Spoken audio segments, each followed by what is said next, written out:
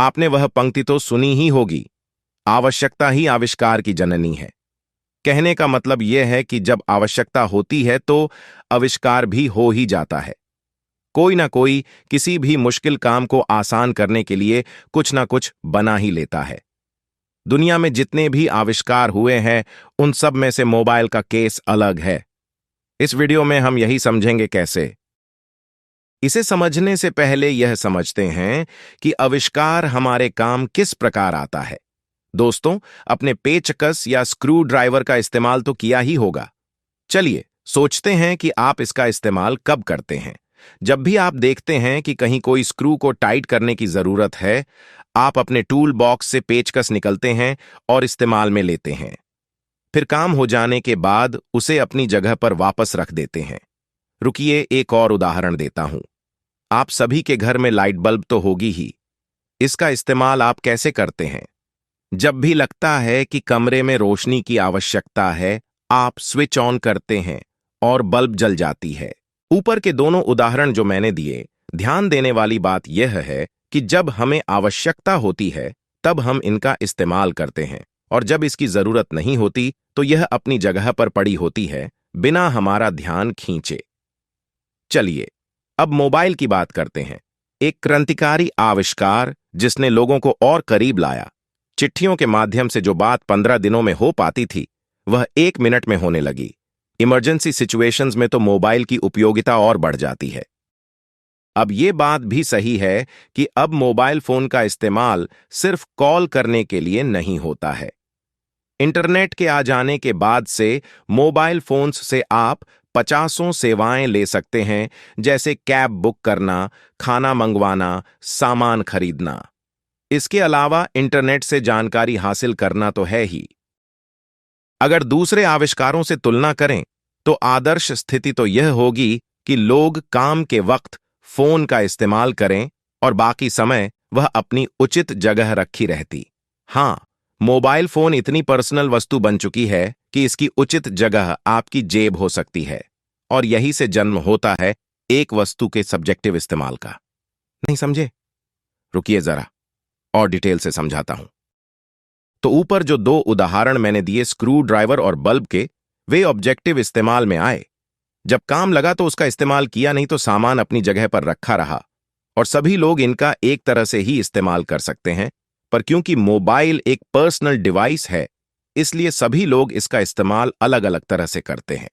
जैसे हो सकता है कि आप इंटरनेट का इस्तेमाल सिर्फ जरूरी कामों के लिए करते हों, पर आपका दोस्त इंटरनेट पर काफी समय रील्स देखने में निकाल देता है, या वो सिनेमा का काफी शौकीन है और कम से कम एक मूवी तो वह रोज देखता ही है।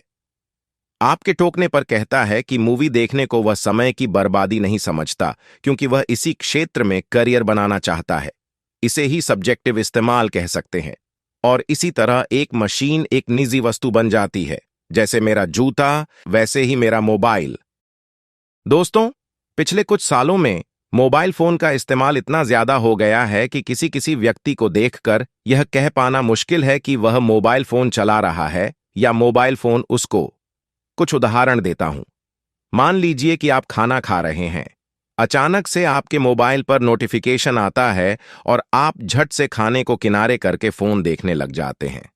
यह सामान्य नहीं है। इसका मतलब यह हुआ, अब एक वस्तु आपको डिक्टेट कर रही है कि आप उसका इस्तेमाल कब करेंगे। एक और उदाहरण हो सकता है जब आप किसी से बात कर रहे हों और उसकी तरफ न देखकर अपने फोन को देख रहे हों। ऐसा लगता है कि आप उस व्यक्ति से ज्यादा इंपॉर्टेंस अपने फोन को दे रहे हैं। यही सब बातें हैं जो मोबाइल को दूसरे आविष्कारों से अलग करती हैं। दोस्तों, इस वीडियो को एंड करने से पहले अपने गेस्ट को बुलाना चाहूंगा, जो आपको 5 टिप्स देंगे जिसके जरिए आप मोबाइल का इस्तेमाल एक टूल की तरह करें और इसे अपना मालिक न बनने दें। सर, स्वागत है आपका इस वीडियो में। तो हमारे दर्शकों को बताइए कि मोबाइल फोन के इस्तेमाल में हमें किन बातों का ध्यान रखना चाहिए। पहला तो यही है कि अगर आपको फोन ऑन करने से पहले पता हो कि आपने फोन जेब से क्यों निकाला है, तो काम काफी आसान हो जाता है। कहने का मतलब यह है कि रैंडमली फोन नहीं निकालना है। मैंने कई लोगों को देखा है, ऐसे ही फोन निकाल करके चेक करते हैं कि कहीं कुछ आया तो नहीं है। दूसरा, कोशिश करें कि लगभग सारी ही ऐप्स का नोटिफिकेशन बंद कर दें। नोटिफिकेशन बंद रहने से आप तय करते हैं कि फोन का इस्तेमाल कब और कितना करना है, लेकिन अगर नोटिफिकेशन ऑन रहता है तो फोन तय करता है कि आप कब इसका इस्तेमाल करेंगे। अगर बहुत जरूरी हो तो एक आध एप्लीकेशन का नोटिफिकेशन आप ऑन रख सकते हैं। तीसरा, जब तक किसी सोशल मीडिया एप्लीकेशन की उपयोगिता आपके जीवन में डायरेक्टली न आए तब तक उस पर अकाउंट न बनाएं। जैसे हो सकता है कि आप एक विद्यार्थी हों और यूट्यूब और टेलीग्राम का काफी इस्तेमाल करते हों जानकारी हासिल करने के लिए, लेकिन इंस्टाग्राम और ट्विटर आपके किसी काम का नहीं हो, तो इंस्टाग्राम और ट्विटर से दूर रहे। चौथा, क्विट करने से पीछे ना हटें। हो सकता है कि पास्ट में किसी वक्त फेसबुक ने आपको बहुत प्रभावित किया था और आपने उस पर अकाउंट भी बनाया था, पर पिछले कुछ सालों में इसका इस्तेमाल आप न के बराबर कर रहे हैं। तो ऐसे में अपना अकाउंट डिलीट करने से पीछे ना हटे। एप्लीकेशन भी अनइंस्टॉल कर दें। जितने कम एप्लीकेशंस मतलब उतना कम डिस्ट्रैक्ट होने का चांस। पांचवा, अपनी मानसिकता को मजबूत करें। जैसे मान लीजिए कि आप किसी परीक्षा की तैयारी कर रहे हैं और आपका समय आपके लिए कीमती है। एक दिन आप नोटिस करते हैं कि पिछले कुछ दिनों से आपका काफी समय रील्स देखने में जा रहा है और यह समय धीरे धीरे बढ़ता जा रहा है। यहां पर आपको अपनी मानसिक स्थिति को मजबूत करना होगा। खुद को यह याद दिलाएं कि आपने फोन रखा हुआ है ना, कि फोन ने आपको। एक टूल आपके दिमाग को इस तरह हाईजैक तो नहीं ही कर सकता। धन्यवाद सर। तो दोस्तों, कैसी लगी आपको ये टिप्स और मोबाइल के इस्तेमाल को लेकर आप क्या सोचते हैं? कमेंट सेक्शन में बताएं।